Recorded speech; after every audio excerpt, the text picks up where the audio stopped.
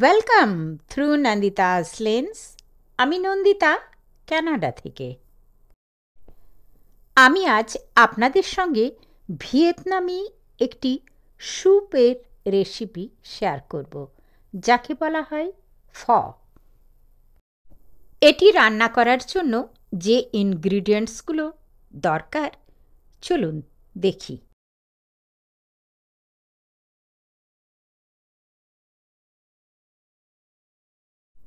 গোটা ধনে, গোটা জিরে, চক্রফুল, গোটা এলাচ, নিলাম গোটা লবঙ্গ, দারচিনি। এখানে আমি চালের নুডলস ইউজ করব। কিছুটা কেলের পাতা, 700 গ্রামের মতো চিকেনের লেগ, 1 বাটি মাশরুম আর কিছুটা ধনে পাতা নিলাম। কেল আমি সর্বশেষে গার্নিশ হিসেবে ব্যবহার করব।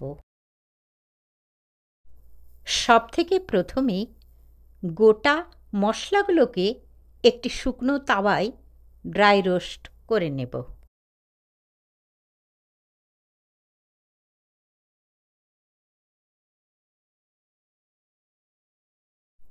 মশলা ড্রাই রোস্ট হয়ে গেলে সেটি তাওয়া থেকে তুলে রেখে সেই তাওয়াতেই আমি আবার গোল গোল করে কাটা পেঁয়াজ আর পাতলা করে কাটা আদাগুলো একটু সেঁকে নেব। এই সেঁকা মশলাই স্যুপটিকে আরও ফ্লেভারফুল করে তোলে।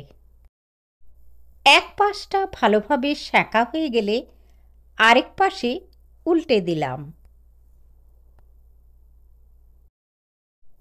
এবার আমি একটি পাত্রে স্যুপের জন্য জল ফুটতে দেব। আমি প্রায় 2 লিটারের মতো জল নিলাম। আর একটি পরিষ্কার কাপড়ে যে মশলাগুলো রোস্ট করেছিলাম সেইগুলো বেঁধে পোটলা করে জলের মধ্যে দিয়ে দেব। একে একে রোস্টেড পেঁয়াজ আর আদা সেগুলোও স্যুপের জলে ঢেলে দেব। ধনে পাতাগুলো দিয়ে দিলাম। তারপর চিকেনটা সমস্তটাই ঢেলে দিলাম। সবগুলো একসঙ্গে ভালো করে মিলিয়ে নেব। তারপর মাশরুমটাও তার মধ্যে দিয়ে দেব।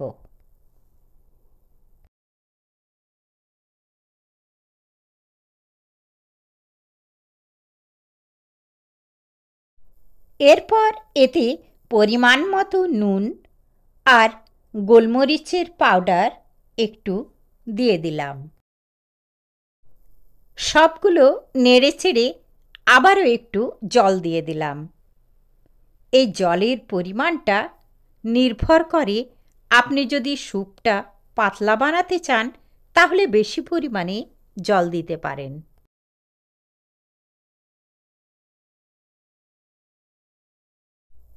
আমি আজ এটা ইলেকট্রিক প্রেসার কুকারে বানাচ্ছি।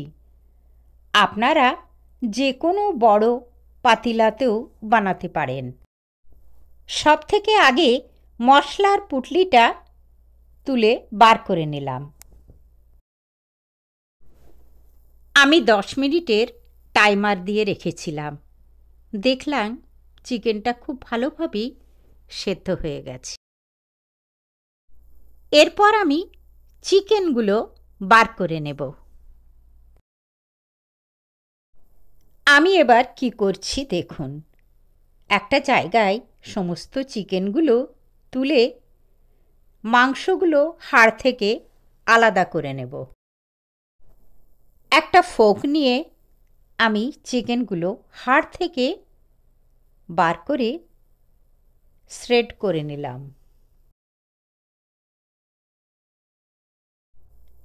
আবার আমি স্যুপের জলের মধ্যে সেই শ্রেডেড চিকেনগুলো ঢেলে দিলাম।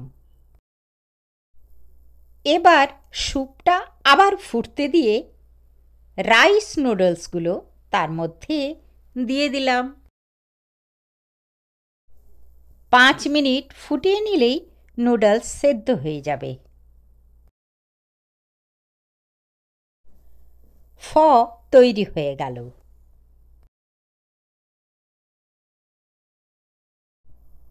স্যুপ বলে এটিকে সার্ভ করে কেল আর ধনেপাতা দিয়ে গার্নিশ করে একটু চিলি অয়েল দিয়ে পরিবেশন করে দিন।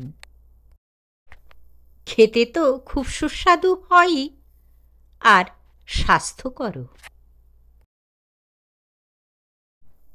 যারা আমার চ্যানেলটিকে সাবস্ক্রাইব করেছেন তাদেরকে অনেক ধন্যবাদ জানাই, আর যারা নতুন এখনও সাবস্ক্রাইব করেননি তারা প্লিজ আমার চ্যানেলটিকে সাবস্ক্রাইব করে বেল আইকনটি প্রেস করে দেবেন, তাহলে আমার আগামী দিনের সমস্ত ভিডিওর নোটিফিকেশন পেয়ে যাবেন। লাইক এবং আপনজনের মধ্যে শেয়ারও করে দেবেন। অনেক ধন্যবাদ।